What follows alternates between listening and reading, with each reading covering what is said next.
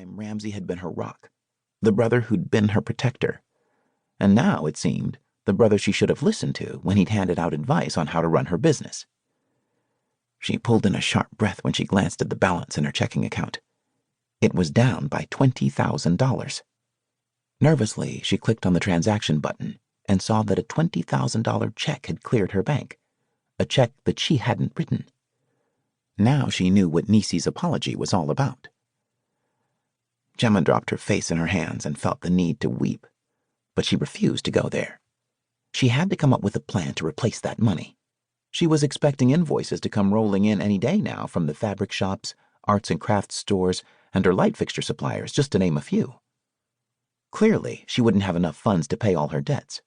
She needed to replace those funds. She stood and began pacing the floor as anger consumed her. How could Nisi have done this to her? If she needed the money, all she had to do was ask. Although Gemma might not have been able to part with that much from her personal account, she could have borrowed the money from one of her brothers or cousins. Gemma pulled in a deep, frustrated breath. She had to file a police report. Her friendship and loyalty to Nisi ended the minute her former worker had stolen from her. She should have suspected something. Nisi hadn't been her usual bubbly self the last few days. Gemma figured it had to do with her trifling live-in boyfriend who barely worked. Had he put Nisi up to this? It didn't matter, because Nisi should know right from wrong, and embezzling from your employer was wrong. Sitting back down at her desk, Gemma reached for the phone and then pulled her hand back. Dang! If she called Sheriff Bart Harper, who had gone to school with both Ramsay and Dylan, and filed a report, there was no doubt in her mind that both Ram and Dylan would hear about it. Those were the last two people she wanted in her business, especially since they'd tried talking her out of opening her interior design shop in the first place.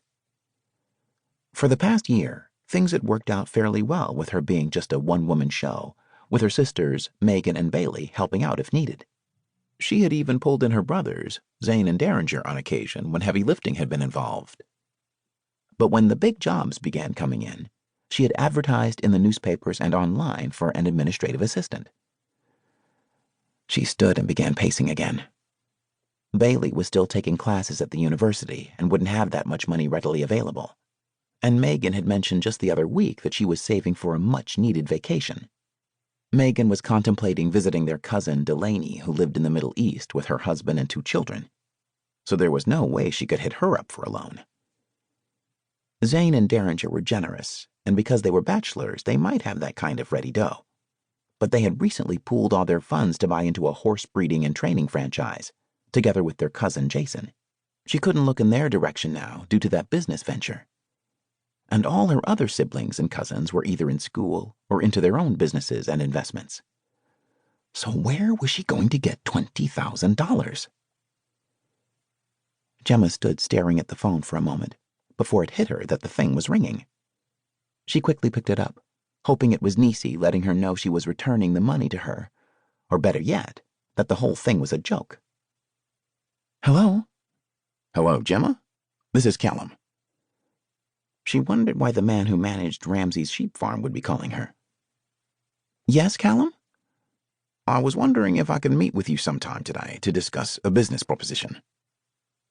She lifted a brow. A business proposition? Yes. The first thought that crossed her mind was that engaging in a business meeting was the last thing she was in the mood for today. But then she quickly realized that she couldn't let what Nisi did keep her from handling things with her company. She still had a business to run. When would you like to meet, Callum? How about today for lunch? Lunch? Yes, at McKay's. She wondered if he knew that McKay's was her favorite lunch spot. Okay, that'll work. I'll see you there at noon, she said. Great. See you then. Gemma held the phone in her hand, thinking how much she enjoyed listening to Callum's deep Australian accent.